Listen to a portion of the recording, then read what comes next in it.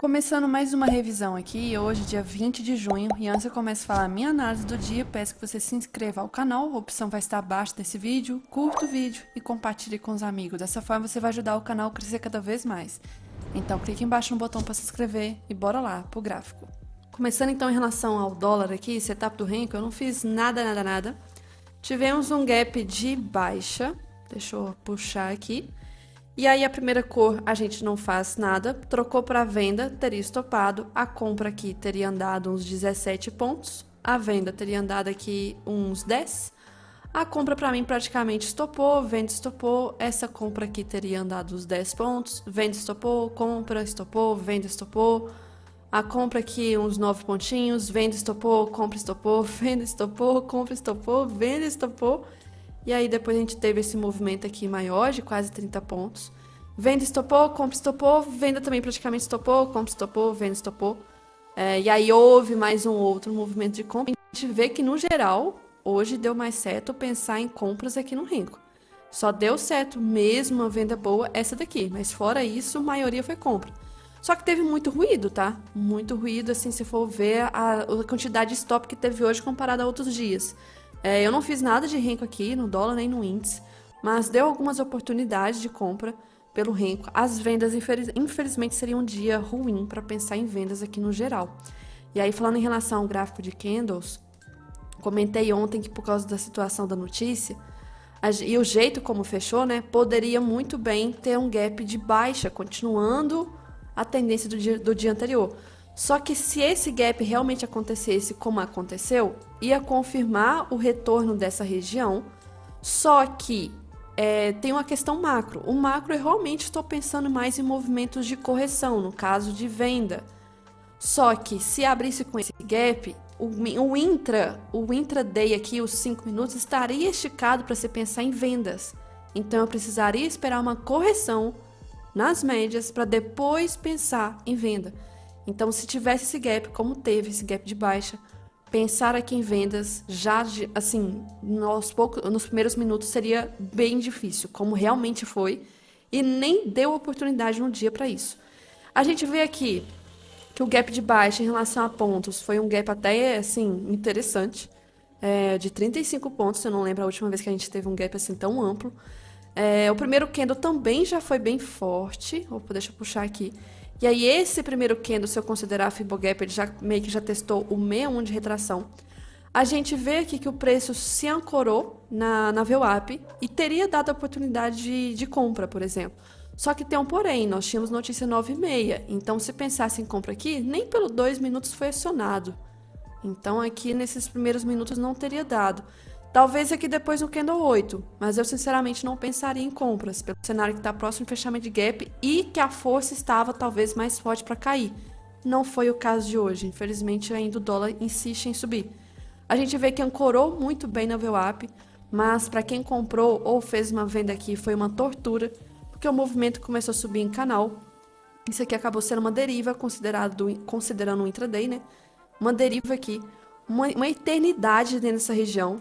Então eu nem estava olhando muito o que estava acontecendo aqui, estava esperando sair dessa região. Esperava que fosse uma saída para baixo, né? Ancorasse aqui com a média de 50 de 80 e jogasse para baixo, não foi o caso. Então houve o fechamento do gap e começou aqui a criar uma tendência já quase no horário do almoço, que é muito estranho. E aí voltou para a região acima desse caixote aqui. Inclusive eu vou ter que tirar esse caixote porque esse caixote passou a ficar irrelevante, tá? Então passou para cima, ignorou a média de 200, mas operar em torno dela ainda é perigoso. Não vejo o critério aqui para reversão, tá? Nessa região, ainda mais em torno de 200. O movimento aqui faz um pullback. Pullback de lado, por exemplo, operava muito feio esse pullback de lado e em torno de 200 também. E aí o movimento foi subindo, deu uma esticada aqui, só que essa esticada, assim, não é retração de Fibo que veio a travar, porque se eu marcar a retração dessa pernada toda de queda, isso aqui nem é 61, tá? Então quase realmente chegou na máxima aqui do dia anterior, mas não chegou na resistência. Travou no meio do nada aqui. O movimento fez um pullback, mas aí quebrou as médias, passou por baixo, vou vender. Infelizmente trap zone, médias emboladas aqui. Não vejo vendas. O movimento ficou bem travado nessa região. E aí depois teve uma tentativa de testar a região da máxima no dia e fechou aqui. Mas o fechamento ele é muito importante, inclusive os veículos de notícias já estão informando isso, que foi o maior fechamento. Essa é a manchete. maior fechamento do dólar no governo Lula.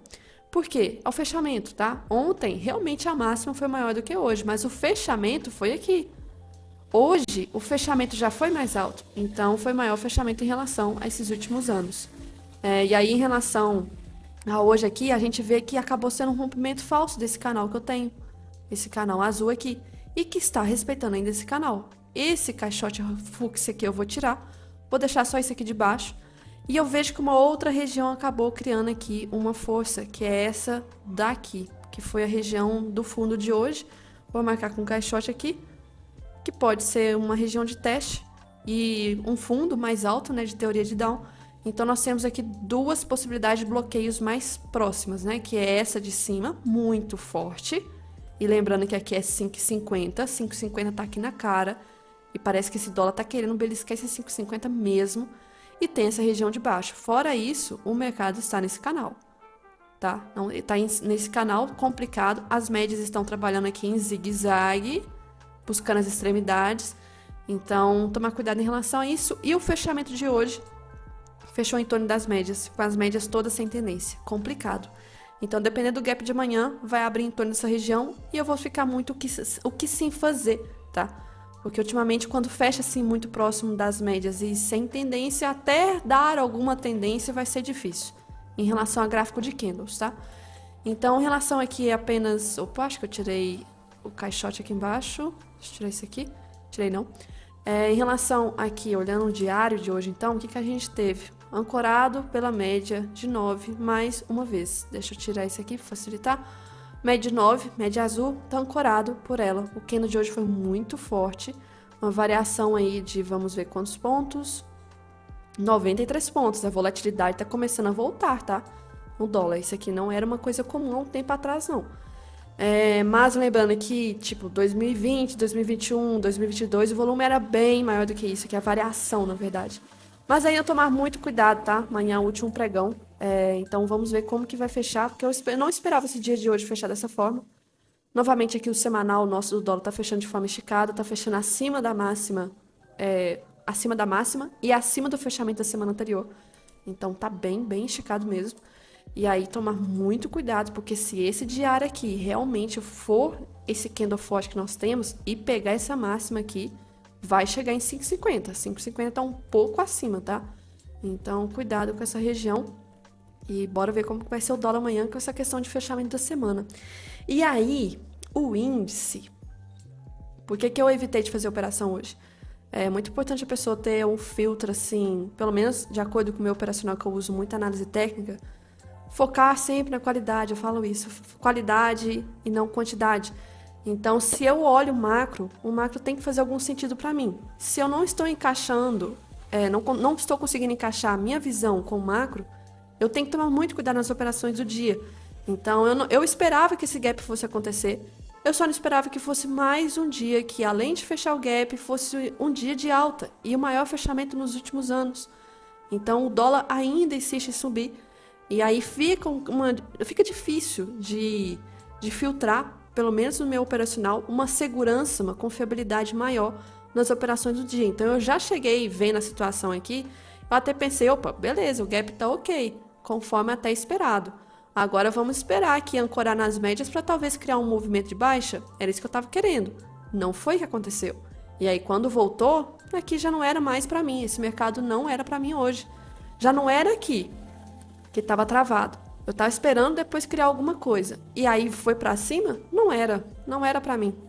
Que nós temos a outra coisa importante que tá faltando aí, deixa eu ver, se hoje é dia 20, deve estar faltando uns 7 pregões praticamente nesse mês.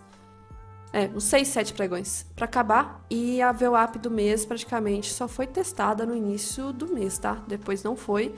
E tá um pouco afastada, então geralmente tende a buscar ela. Espero que sim, porque no mês anterior não aconteceu isso nos últimos dias. Tá fugindo um pouco do padrão. Então, atenção aí.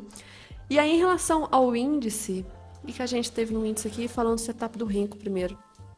Também não fiz nada, o contexto aqui, a abertura também foi esperada dessa forma, mas o jeito como reagiu depois não foi esperado.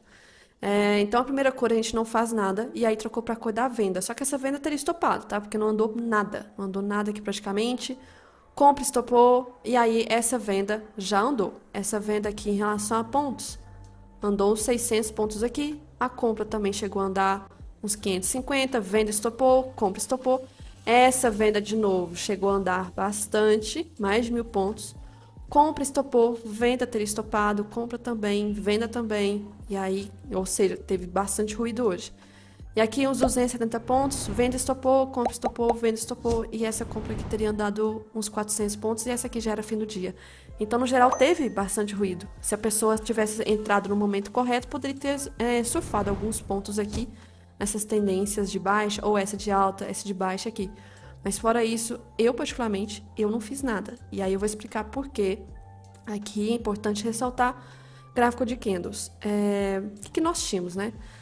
Situação da notícia ontem, pela questão que foi unânime, tem aquela situação, efeito manada. O movimento de abertura deu esse efeito manada, que foi algo positivo, essa questão de ter sido unânime. Então a gente teve o gap de baixa do dólar, com muitos pontos, mais de 35 pontos de gap de baixa, e nós tivemos um gap de alta do índice. Só que o gap de alta do índice não foi tanto ponto assim comparado ao do dólar. Mas ok, então a abertura já teve o efeito manada.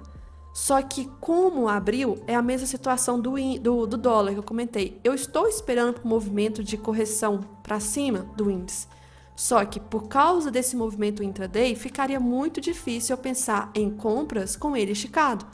Então eu precisaria que houvesse uma correção e depois criar uma tendência. Mesmo assim seria muito difícil porque Keltner está muito aproximado.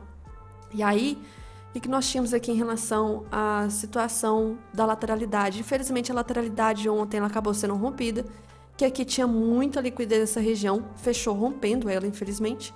Abriu confirmando esse rompimento. A gente tinha outra região importante, que aí eu tinha marcado esse caixote aqui em cima, só que nem chegou a testar lá. Se eu marcar a retração desse movimento aqui, a gente vê que meio que travou em torno do 61 de retração. Canal de Keltner, né, não deixou o preço subir. Estava realmente esticado e eu não sei se teve essa questão de efeito manada, né? Do fluxo aproveitar o efeito do varejo, de talvez querer comprar agora e aí eles aproveitaram para vender mais. Não sei o que está funcionando por trás das cenas. Mas que houve questão da fala do presidente que, infelizmente, mais um dia, com as falas de merda, prejudicou o cenário aqui.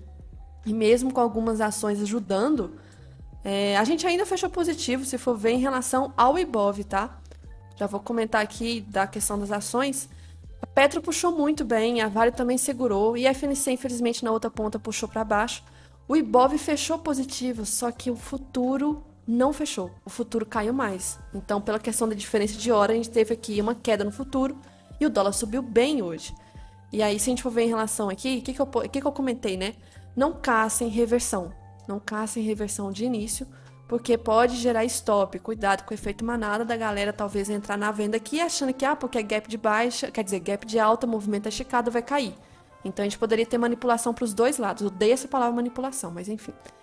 Então, se a pessoa caçou venda aqui, teria sido estopado se ela colocou stop exatamente na região da máxima. O movimento só foi pegar a máxima e voltou. Aqui eu vejo algum setup? Não. Pullback muito agressivo, nada a se fazer. Ancora pelo movimento aqui da VWAP e cai mais. Fecha o gap. Nós temos aqui quase a proximidade da 50. Pode ser setup da 50? Não, faltou mais proximidade. Isso aqui não é toque, não é nem estar muito próximo. Ainda acho que está longe. Então não cabe esse setup aqui, infelizmente. O preço reagiu, testou a máxima do dia, voltou pro back. Eu vou comprar aqui. A 9 cruzou para baixo, 9 cruzou para cima, é Keltner ainda. Keltner ainda aqui na cara. Movimento, infelizmente, não. Não vou comprar. Respeitou aqui e voltou a cair. Esse retorno acabou rompendo o fundo. Aqui era a região da 80, né? Posso pensar em setup da 80? Nem teria sido acionado. Nem teria sido acionado, algo importante para informar. O movimento acabou rompendo de novo. E aí chegou nessa região importante de troca de polaridade, que agora se torna um suporte forte. Começou a cair aqui em forma de deriva, se aproximando da média de 200. Então, derivazinha. A 200 chegou. Médias aqui começaram a ficar sem tendência, horrível, trap zone. Subiu. Aqui, se eu for marcar a retração, a gente vê que era retração 50% e VWAP e troca de polaridade. Eu posso considerar, inclusive, que isso aqui foi um topo duplo? Posso considerar que foi um topo duplo. O movimento depois ficou bem travado aqui, sem grandes volumes nessa região lateral praticamente. E aí a gente teve um cenário que, se olhar pelo gráfico diário, aqui, antes de falar do gráfico diário, uma coisa importante, vejam esse canal que eu marquei. Dá pra ver pelo 5, dá pra ver pelo 60, mas eu comecei a marcar ele no final de maio, contrato atual, tá? Porque a série histórica vai ter divergência. E a região foi rompida, e hoje não passou bem para baixo. A gente vê que meio que serviu como troca de polaridade, junto com a média 200. Então isso aqui vai ser importante para mim amanhã. Que por mais que a região, que nossa, tenha sido um dia de queda aqui no futuro, a região aqui ainda se manteve forte. É um caixote que foi rompido, tem a média 200 e tem a LT que também foi rompida. Agora pode servir como troca de polaridade. Então é um contexto bom isso aqui, tá? E é importante que não volte para dentro dessa região, porque senão o contexto de pensar em movimento de correção já fica todo ruim. E aí, falando em relação ao macro agora mesmo, vamos ver o Ibov, como que fechou.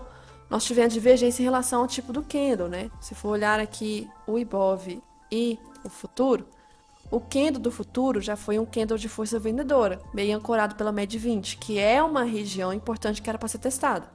Não foi testada, a proximidade dela já meio que já indicou uma força aqui, e é normal que a 20 venha reagir. Só que se olhar o Ibov, a gente vê que realmente cutucou a 20. Então, qual que eu vou levar em consideração? Óbvio que o Ibov, óbvio. O índice futuro tem divergência em relação a contrato, juros, enfim. E aí a gente tem essa questão de gap, de rolar de contrato. Eu vou considerar o Ibov. E o Ibov testou a média de 20 e já reagiu. Então, uma correção normal. Uma correção normal. E aí amanhã a situação, a gente pode esperar ainda realmente um movimento vendedor por causa dessa reação da 20, mas tô torcendo que não rompe fundo, tá? Ou amanhã, para acontecer isso, vai ter que ser um dia bem forte para romper fundo. E aí, se não for amanhã, talvez na semana que vem, eu espero que esse fundo não seja rompido, que comece a indicar aqui um fundo realmente forte. Pode até dar uma reação, tá? E subir. Aí o cenário, até espero que venha acontecer um movimento reativo da 20, é normal que venha acontecer, mas eu não quero que esse fundo seja rompido, porque esse cenário vai voltar aquela calamidade toda horrível aqui. Emotional damage. É igual aquele meme lá do asiático. Aqui a situação, então, a gente vê uma reação da 20 normal, e aí voltando para os 60 minutos agora, 60 aqui, era esperado essa correção, né? Eu já venho comentando o fato de canal de Keltner, lateral aqui, Wyckoff, acumulação. E olha que bonitinho que o Ibov tá fazendo, ó. Espero que seja isso, espero real que seja isso. E aí o nosso foco vai ser a 260, tá? Então vamos aguardar para ver como vai ser o movimento de amanhã. E aí, em relação ao contrato atual, o contrato atual aqui, a gente tem esse caixote ainda, vou deixar marcado. Esse caixote lá embaixo, vai que, né, aconteça essa situação. 1.600 pontos, pode acontecer. Hoje a variação foi bem baixa. Na verdade, não, estava baixo aqui, na hora que eu comentei. Mas não foi. Deu uma variação de uns 1.500 pontos, que está sendo o normal de ultimamente. Então, se acontecer isso, amanhã foi um dia de queda, chegar aqui, vai ser normal a variação também, uns 1.500 pontos. Tô torcendo que não, mas vamos pensar no pior. Qual que é a pior probabilidade? Ficar lateral, juntar com as médias aqui e o movimento ficar lateral amanhã, tá? Pensar no plano B, C, D, E, F, enfim, situação pode ficar horrível. E aí, falando da situação do macroeconomia, apenas ressaltando aqui de novo, os DIs hoje, os curtos, caíram um pouco e os longos subiram. Então, divergência aqui de curto e longo. O setor bancário, infelizmente, se sentiu hoje. E aí, em relação a ações que puxaram no campo negativo, né? Os bancos aqui, alguns bancos, principalmente Itaú, por exemplo, ficou em segundo lugar. Teve Eletrobras, B3, Embraer, BPAC, etc. Mas um campo positivo, a gente teve Petro, Vale, a VEG. Então, foi um dia que elas conseguiram puxar bem, e ainda bem, tá? Mas o Ibov, infelizmente, quer dizer, o dólar, infelizmente, mais um dia aqui de alta. E aí, falando lá fora teve uma situação preocupante. O S&P hoje chegou a renovar a máxima. Igual hoje, praticamente, a gente já abriu com gap de alta. Só que lá voltou, e voltou forte. E numa região que já está esticada. e numa quinta-feira, pós-feriado, voltou muito forte com o setor de tecnologia, tá? Tecnologia aqui, Nvidia para vocês verem, depois que cravou o valor de mercado da Microsoft, tá voltando. Barra muito forte isso aqui. E aí, morro de medo de acontecer alguma coisa de correção forte lá fora e a gente acabar sangrando mais ainda, né? Então, tomar cuidado, porque olha o tamanho dessa barra de hoje. Muito forte comparado às outras barras aqui atrás. Tá muito longe da média 20, está esticado, ressalto que já tem vários dias aí, semanas praticamente.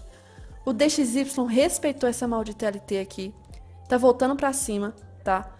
O nosso EWZ, pelo menos, tá fazendo fundo nessa região. Um fundo importante junto com essa LT que eu comentei no estudo semanal, que é uma LT de anos. Anos, anos e anos. Eu não vou puxar o mensal aqui, que senão... Mas enfim, é lá desde 2000 e alguns quebrados. Muito e muito tempo essa LT tá nessa região. Ah, mas foi rompida a LT. Deixa eu mostrar aqui de novo. Foi rompida a LT, tá abaixo dela. É a região, meu Deus. É a região, porque é uma LT de muitos e muitos anos. É de coisa de 20 anos, tá? Então é a região dela. E tá aqui tentando travar esse fundo. Espero que trave. Tá muito longe da média 20 também. 200 tá lá em cima. Então tem uma divergência, assim, cabulosa aqui das duas médias. Em relação às commodities, hoje a gente teve um apoio ótimo do petróleo, tá? Eu venho comentando já tem alguns dias que é normal que esse período de ano, meio do ano, verão americano, venha subir, porque aumenta o consumo, né? Então a gente teve, quer dizer, a demanda, aumenta o consumo, demanda, isso. Então tá subindo e tá puxando a Petro esses dias, né? Tá ajudando bastante. E aí, moto barulhenta. O VIX hoje deu um movimentozinho de alta. Isso me preocupa, porque se o S&P começar a cair forte, isso aqui pode vir talvez a subir. E se o VIX sobe, o dólar acaba subindo. E aqui pode ter dólar em alta de novo. E o índice aqui pode, infelizmente, cair. Então, tomar cuidado com isso aqui lá fora.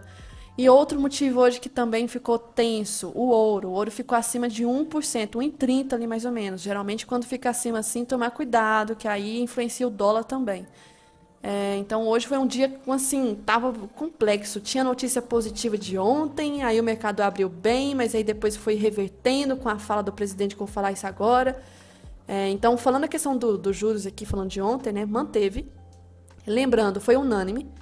E a gente manteve o ranking aqui de maior juros, segundo maior juros real do mundo. O que é juros real? É aquele cálculo que pega a taxa nominal, que é de 10,50, e subtrai pela inflação. Porque, tipo, do que adianta você, vamos supor, investir vamos aqui pegar o juros nominal?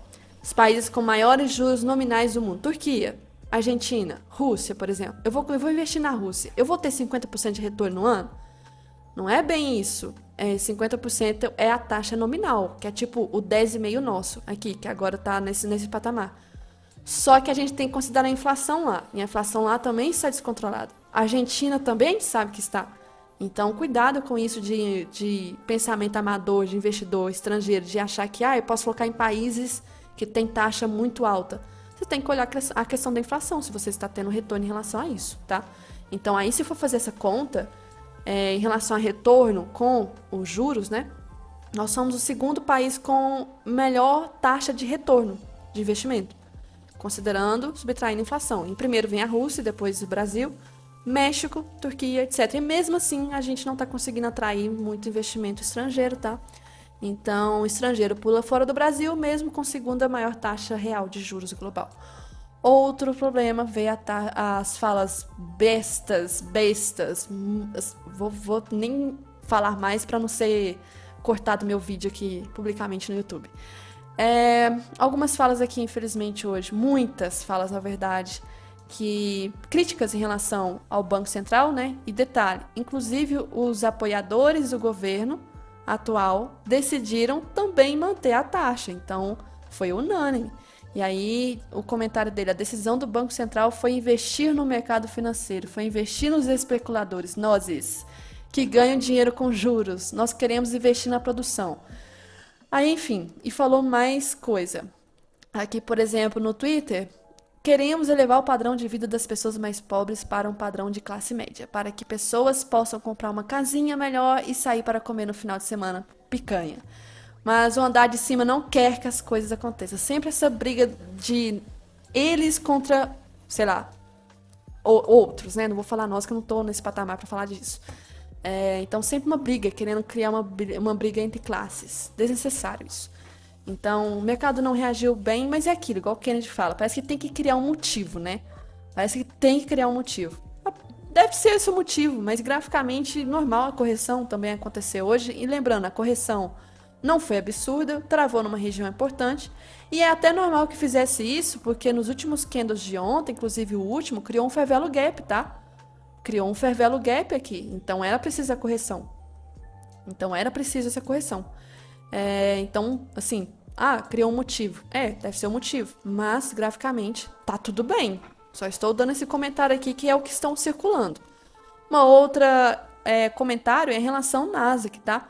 Aqui saiu na plataforma de notícias da Bloomberg, acho que fala assim, que Nasdaq está no maior nível de sobrecompra desde 2018. Eu acho que tá muito recente, tá? Aqui considerar isso, deveria ter considerado de anos e anos para trás. Mas se for olhar, a gente vê aí que já tá passando. E tá chegando uma região de alerta, attenzione, pickpocket. Então, cuidado com isso aqui. Já vem falando, já tem um tempo.